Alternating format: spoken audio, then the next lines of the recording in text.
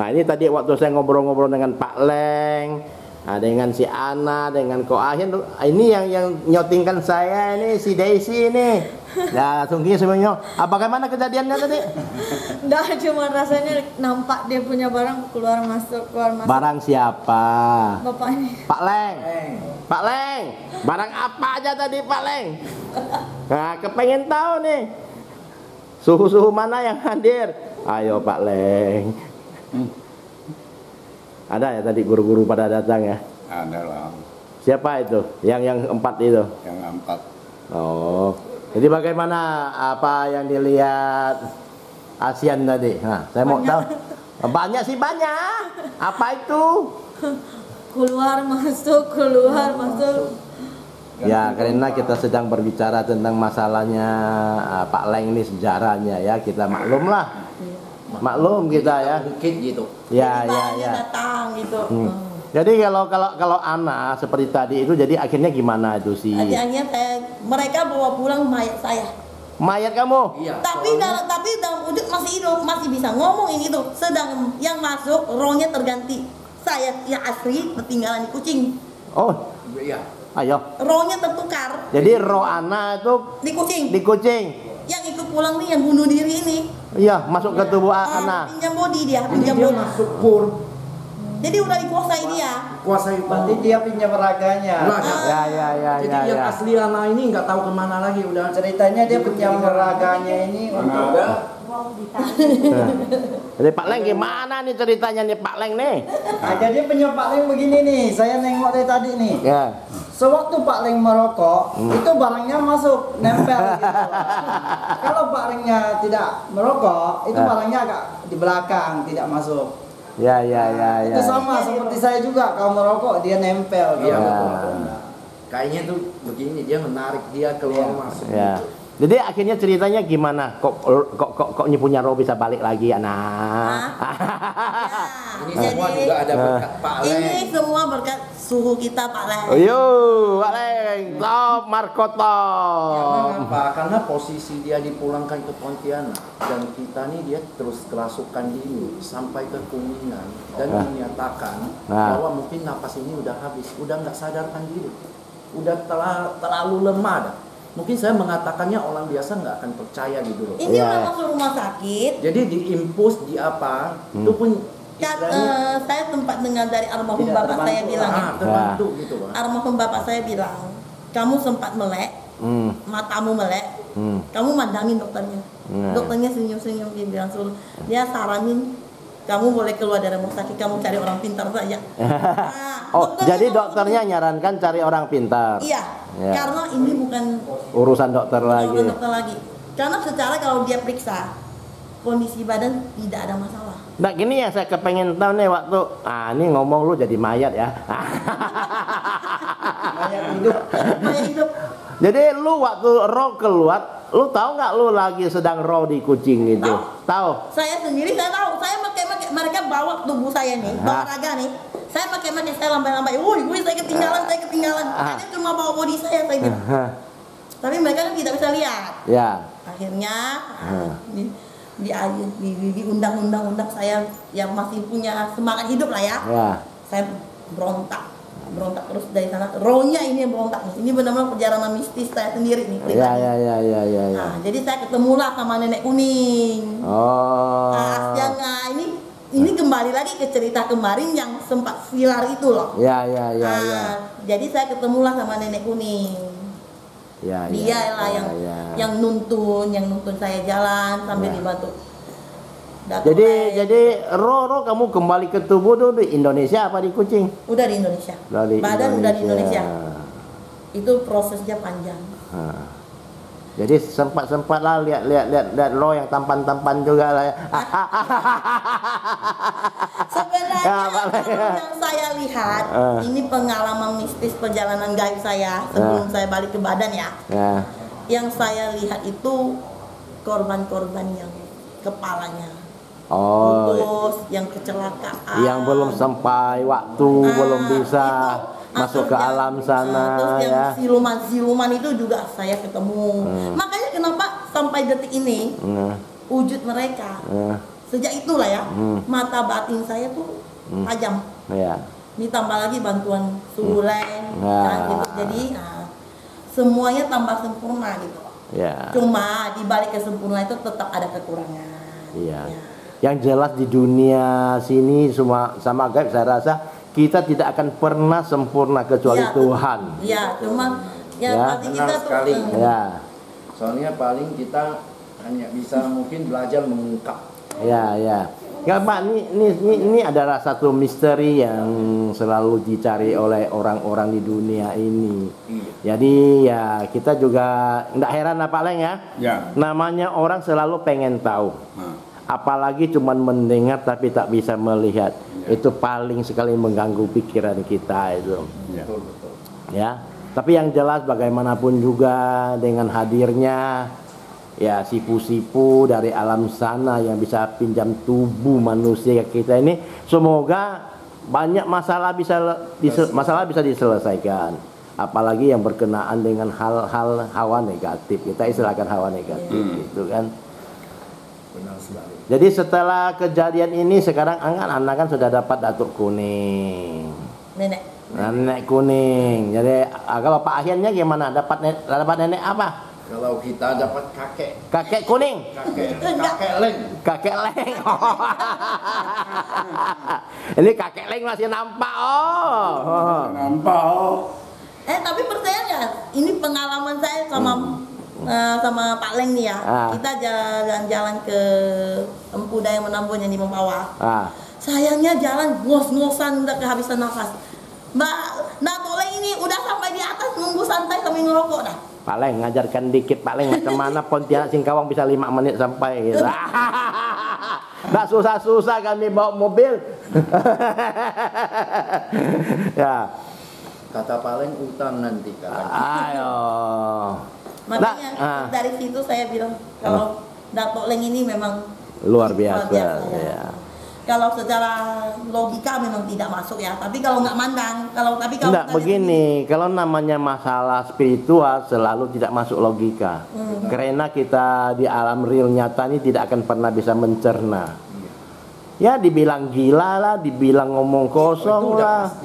Kayak kemarin kan yang sempat viral itu saya dibilang ini gitu kan. Tapi tak apa-apa. Ya memang kita jalani, kalau memang betul demikian ya terserahlah orang mau ngomong. Ya nggak sih Bu Acai? Betul. Bagaimana suhu AC? Suhu Jadi sekarang saya jelaskan dikit.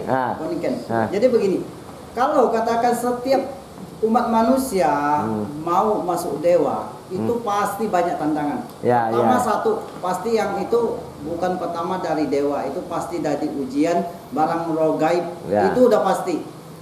Satu tantangan untuk kita mampu nggak menjalankan, mampu nggak terima. Kalau tak mampu pasti ya habis. Jelas. Itu satu tantangan. Ya yang jelas tantangan tidak tantangan, kalau kita yang sudah kebagian jatah untuk dipinjamkan tubuhnya, ya tetap tantangan itu. Pasti tantangan. Ya, terlepas dari ya seperti saya katakan, kalau spiritual selalu tidak akan pernah masuk logika. Tetap di luar. Lu lagi cerita apa gitu kan.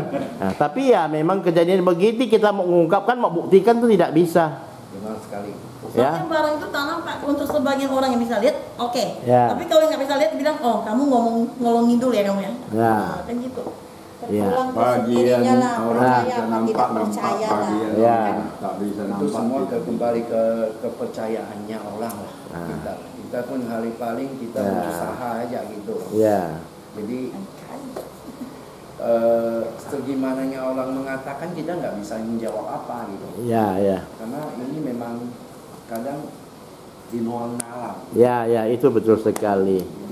Tapi bagaimanapun juga ya kita yang sudah memang sudah ditakdirkan nih, kalau saya bilang ya, sudah ditakdirkan mendapat jatah sebagai jembatan ya untuk para sipu-sipu yang di alam sana, itu kita juga harus jalankan.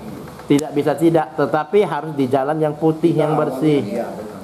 Harus ada penuh dengan kadang-kadang di dunia ini kan banyak permintaan, ada permintaan minta sembuhkan, Ada permintaan minta apa dilancarkan. Ada juga permintaan tolong saya mau ini itu ke orang.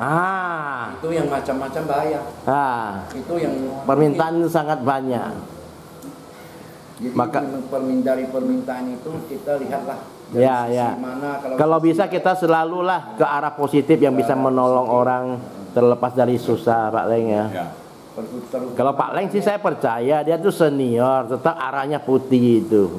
Tidak bisa tidak. Siapa bilang istri saya banyak? Pak Leng, Bapak turunkan ilmu Pak Leng.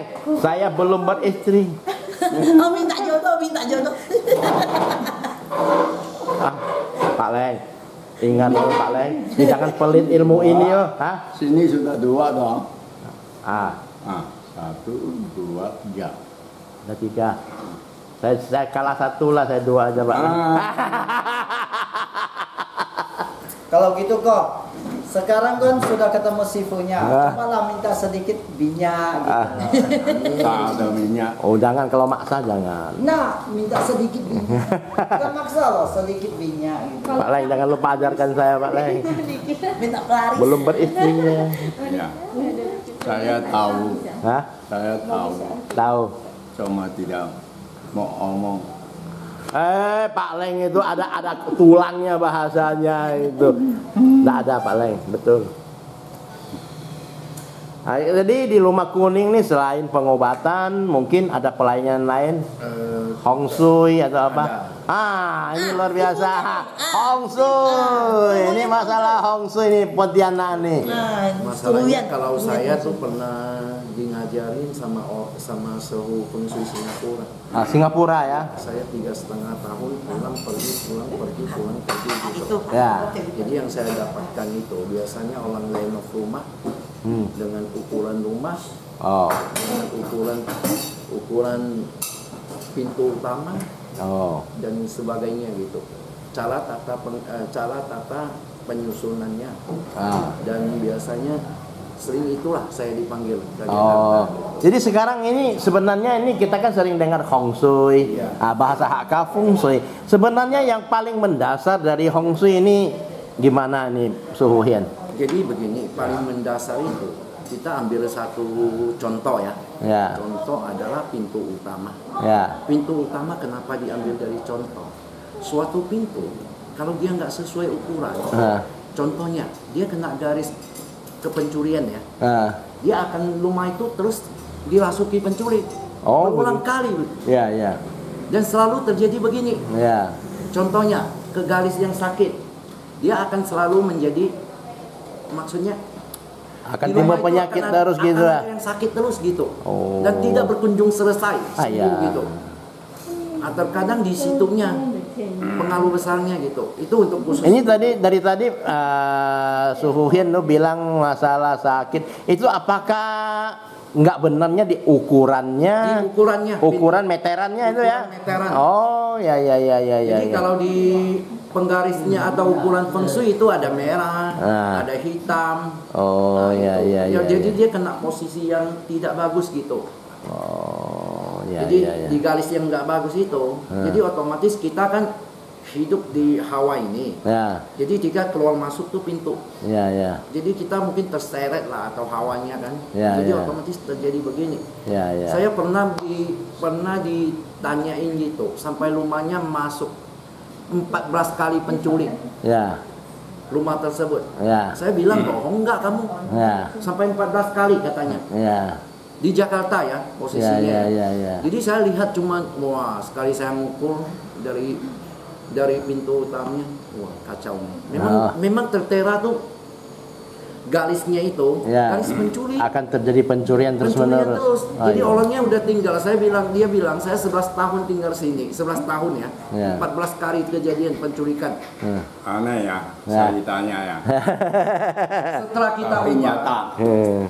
Setelah kita ubah posisi pintunya, jadi udah kalau sampai sekarang sih udah puluhan tahun ya. Tapi dulunya berjalan beberapa tahun dan sampai sekarang aman ya, syukur ya. Nggak pernah terjadi lagi gitu. Makanya nih warga Pontianak ini ya, ada masalah Hong Shui itu jangan lupa ke Rumah Kuning. dari kita suhu ahian kita, dan juga tentu akan selalu dipandu oleh suhu Aleng ya, yang sudah senior ini, yang sejarahnya sudah kita dengar tadi. Jadi apakah nih sekarang kan masalah ukuran dan juga tentunya kalau Hong Shui itu tentu berkenaan dengan mata angin juga ya. Mata Hong Shui itu sangat luas. Ya, ya. Sangat luas. Dia bisa dari mata angin, dia bisa juga dari mata angin yang dimaksud 4 penjuru ya. Ya, ya. Dari timur, selatan, utara, barat ini. Ya, ya. Dan dia jatuhnya juga bisa dari penyusunan sketsa rumah. Oh. Sketsa rumah. Ya, ya. Jadi itu bisa mengeluarkan chi positif. Oh, hawanya ya. Chi negatif. Gitu. Ya, ya, ya, ya. Jadi di sinilah biasanya nggak diperhatikan orang gitu. Iya, bukanlah diperhatikan, mereka tidak mengerti. Kalau saya bilang, kalau mengerti tentu tidak akan terjadi kan begitu. Iya, bisa jadi gitu. Kadang-kadang kan pada dasarnya orang aku bangun rumah yang cantik, yang enak dilihat, tapi lupa dengan Hong Shui-nya ini. Terkadang makanya di situ biasanya rumah itu mewah sekali, ya. Tapi terkadang itu bisa aja orang di dalam tuh ada yang selalu sakit, ya, ya, ada ya. yang selalu istilahnya boy sunat, tidak lancar lah. Lancar, lalu ada yang terpengit ke rezekinya semenjak pinjam rumah itu, jadi dia agak mosot dia. Ya. Dari usahanya ya, bisa terjadi semua itu. Makanya warga Pontianak atau dimanapun Anda berada, kalau suatu hari mau bangun rumah, ya cari dulu ada suhunya. Satu lagi dia dari segi feng shui yaitu termasuk kuburan juga. Oh, kuburan. Kuburan sama aja. Juga harus ya Hong Shui-nya ya. Kalau soalnya dari kuburan biasa otentik orang pemakaman gitu. Jadi gimana? Jadi ambil penghadapannya, ya. susunannya, ya, arah mata angin ya. Mata anginnya, jadi dia cocoknya atau gimana nya. Ya. Makanya di pemakaman umum kan ada yang kayak belok-belok kan. Beda. Kalau penyusunan pemakaman Kota Pontianak kita nih berbalis ya. Karena tidak bisa menentukan. Ya. Kalau sudah ditentukan oleh yayasan dari ketua yayasannya. Sudah ditentukan ketua yayasan. Ya kalau itu sih kita tidak bisa buat apa-apa. Nggak bisa. Paling ya lewat doa atau lewat benar. spiritual lah. Mohon kita mohon apa lain ya. Biasanya supaya bisa dilancarkan, diubahlah secara spiritual gitu. Betul sekali. Ya kadang-kadang kita juga nggak bisa memilih ya, seperti yang kita bilang tadi sudah ditentukan, nggak kayak dulu. Nggak berjodoh gitu Pak. Ya. Oh ya, terus satu lagi nih, saya pengen tanya nih kepada suhu Feng Shui nih. Silakan. Jadi selama ini mereka tanya satu tentang Feng Shui dengan paku emas. Betul sekali. Nah, paku emas ini saya pengen tahu. Jadi pada semuanya pada bisa tahu apa. Katanya kalau rumah paling indah paku emas. Apa itu gunanya? Biasanya dari paku emas. Itu berapa inci demi berapa inci itu ada? Iya, kalau ukuran itu ada ya. Relatif orang pakai ya. Kesukaan si bulu dia. Soalnya guru Feng Shui bukan saya saja. Pertama itu. Kedua, kalau untuk penggunaan paku emas itu biasanya mereka menaruhnya itu titik rumah di atap rumahnya. Di atasnya gitu ya. Paling di atas rumahnya ditusuknya gitu. Nah, itu memang sangat menghasilkan hawa positif ya. Kemakmuran, bukan positif. Kemakmuran dia. Maunya begini. Nah, bukan hawa lagi positif. Itu maunya mereka yang punya rumah ya. Jadi istilahnya tuh lebih makmur lah. Ya. Itu cuman itu yang diinginkan orang gitu loh. Ya. Nah, itu tentang yang paku emas ini. Kalau mau dibilang dari berbagai ukuran itu tergantung rumahnya. Ya. Jadi ada yang mengambil, pokoknya ada yang ngambil genap ganjilnya. Oh ya. Jadi ambil titik merahnya gitu. Ya. Jadi itu masing-masing pemakaiannya ya. Biasanya kalau rumah kita terlalu mewah, lalu besar, lalu ukurannya agak kecil, kan nggak terlalu wajar. Otomatis kita besarkan dikit. Ya. Ya hokinya lebih besar ya. Jadi ini saya sering mau ngasih tahu orang. Saya kembali lagi tadi ke pintu ya.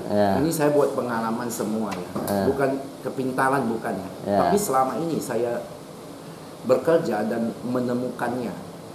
Jadi posisi pintu utama itu pada saat dia 2 meter, di dalam 2 meter 198, 196, 197 itu memang kelasnya masih kelihatan apa? Masih kelasnya kelas bawah Pak. Gitu Pak. Bilang lah. Jadi masih kelas bawah Pak. Gitu. Kalau yang benar-benar punya udah istilahnya rumah mewah loh. Rumah mewah itu pasti 2 meteran ke atas. Jadi dia istilahnya ngajak pemasukan besar. Pengeluaran juga besar gitu loh. Iya. Cuma itu aja gitu. Biasa ini kan tentang ketinggian pintu nih.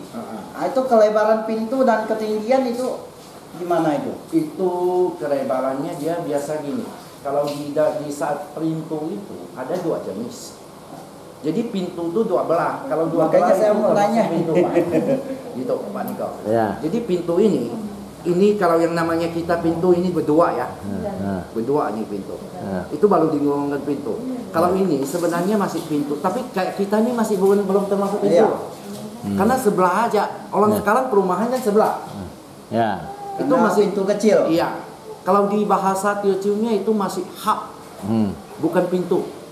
Kalau dia betul mau pintu, dia harus terbuka 2 gitu. 2 daun. Dua daunnya 2 gitu. Itu baru termasuk kapasitas pintu dan tetap kembali ke ukurannya gitu Pak. Kalau ukuran sukul-sukul, kadang-kadang dia nggak bisa juga semuanya nentuan ke ya. Kita ngakui. Kadang-kadang terkalang titik rumah itu. Ini ceritanya panjang Pak. Jadi bisa aja lu feng shui sebagus apapun, belum tentu di dalam rumahnya ada penunggu. Betul. Itu lagi yang bikin kacau kadang. Jadi kamu harus persediakan tempat lagi gitu. Persediakan tempat lagi buat si penunggu rumah. Kalau bagi yang percaya ya, kalau yang bagi yang kepercayaannya lain, mungkin pengalihannya lain lagi Pak. Tanggapannya lain lagi. Padahal kejadiannya itu. Jadi kita nggak semua harus memastikan bahwa feng shui itu ya.